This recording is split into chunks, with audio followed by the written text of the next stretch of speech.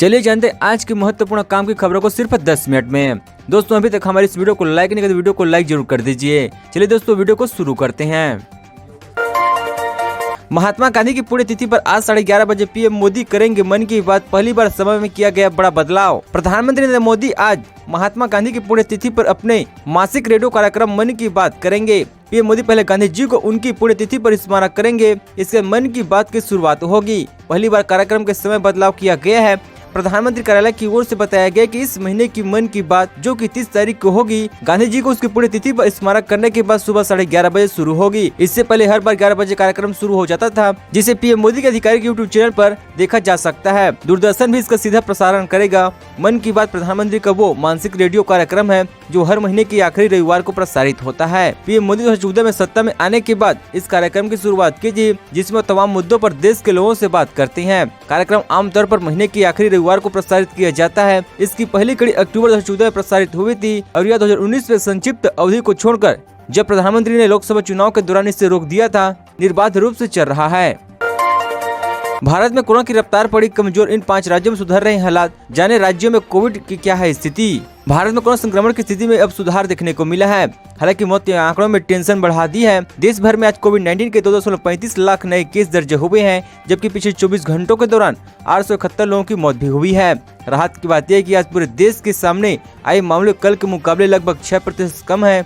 वहीं active case की बात करें तो देश में कोविड के एक्टिव मरीज अब कुल संक्रमण का 4.91% है, जबकि नेशनल रिकवरी रेट घटकर 93.79% हो गई है। 26 जनवरी को खत्म हुए हफ्ते में 400 जिलों में 10% से ज्यादा पॉजिटिव दर्ज की गई है। कई राज्यों में कोरोना की स्थिति में सुधार देखने को मिल रही है। हालांकि कई राज्यों में रिकॉर्ड तोड़ मामले दर्ज किए जा रहे हैं। 21 जनवरी को देश भर में कुल 3,47,254 नए केस दर्ज किए गए थे।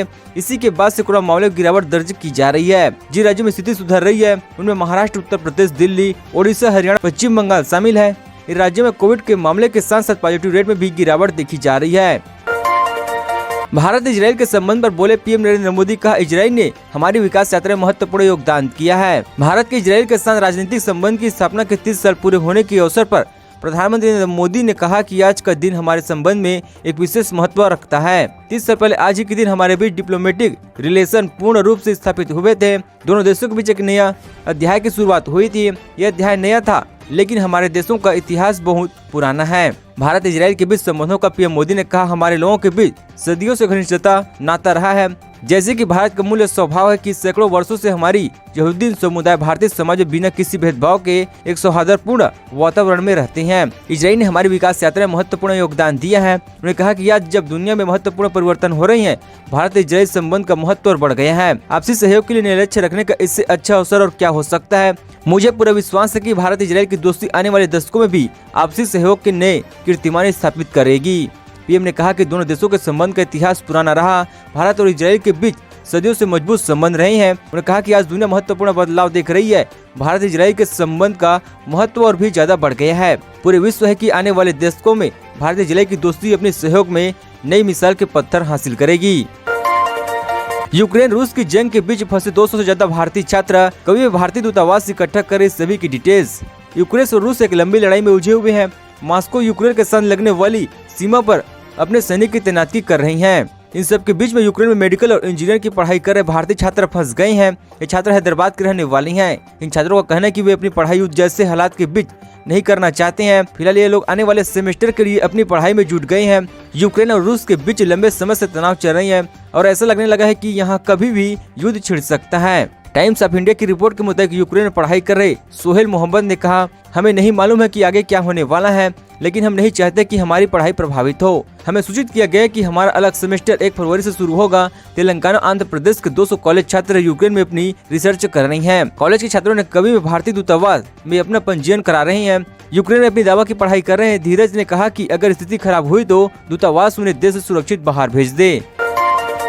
नहीं सुधरा उत्तर कोरिया, एक बार फिर से किया जापान के समुद्र में मिसाइल परीक्षण। उत्तर कोरिया इस साल की शुरुआत से लगातार मिसाइलों को परीक्षण कर रही है। उसने एक बार फिर रविवार को अज्ञात प्रोजेक्टाइल का जापान के समुद्र में टेस्ट किया है। इस बात की जानकारी जोनहाप न्यूज एजेंसी ने दी है। ज्वाइंट चीफ ऑफ स्टाफ से हवाले से बताया गया कि प्रोटाइल्स को पूर्वी सागर की ओर से लॉन्च किया गया है। यदि आधिकारिक तौर पर इस लॉन्च की पुष्टि होती है तो यह इस साल का प्लेयांग द्वारा किया गया 7वां मिसाइल टेस्ट होगा। इसी बीच जापानी तट पर रक्षा को संसाधन रखने के लिए कहा गया है। इसी बीच जापानी तट रक्षा को सावधान रहने के लिए कहा गया है। एक्सपर्ट का कहना है कि उत्तर कोरिया लगातार मिसाइल परीक्षणों के जरिए बाइडेन प्रशासन पर दबाव बना रही है। इन परीक्षणों को अमेरिका प्रतिबंध को हटाने और परमाणु निस्त्रीकरण को लेकर रुकी बातचीत को फिर से शुरू करवाने के इरादे से किए जा रही है। उत्तर कोरिया पर अमेरिका के नए सिरे से प्रतिबंध लगाने की स्थिति और बिगड़ चुकी है, क्योंकि हमारे देश की अर्थव्यवस्था को हिला कर रख दिया है, जो पहले से अपने परमाणु हथियार कार्यक्रम और अपनी ही सरकार द्वारा दशकों के कुप्रबंध तथा अमेरिकन नेतृत्व वाले प्रतिबंध के कारण बिगड़ी हुई थी। शिकागो में ट्रेन की पटरियों पर क्यों लगाई जा रही आग, जानिए वहाँ का रेल सिस्टम ऐसा क्यों करा रहा है। यूएस के शिकागो में ट्रेन की पटरियों पर आग लगाई जा रही है। ट्रेन परिवहन सेवा देने वाली कंपनी मेट्रो से इस वीडियो शेयर किया है। वीडियो को सोशल मीडिया यूजर भी शेयर कर रही हैं। पटरियों में आग लगने की वजह से ट्रेन संचालित से जुड़ी CNN की रिपोर्ट के मुताबिक मेट्रो कंप्यूटर रेल सिस्टम के कम्युनिकेशन डायरेक्टर माइकल गिल्स कहते हैं कि पटरी के इस गिर्द आग की लपटने की वजह से गैस हीटर सर्दियों के दिनों में तापमान काफी कम होने पर पटरियों पर नमी इकट्ठा होने लगती है। इससे ट्रेन के संचालन में देरी होती है, इसलिए हीटिंग सिस्टम के जरिए पटरियों पर मौजूदा नमी को दूर किए जाते हैं। महेश गिल्स कहते हैं कि रेल ट्रैक पर गैस बर्नर लगे हुए रहते हैं, इन स्विच के जरिए ऑपरेट किया जाता है। माइकल के मुताबिक हमारे सिस्टम में ऐसे 500 स्विच है। इन गैस बर्नर के जरिए पटरियों पर नमी नहीं इकट्ठा हो पाती है और सर्दियों में ट्रेन सुरक्षित निकलती है।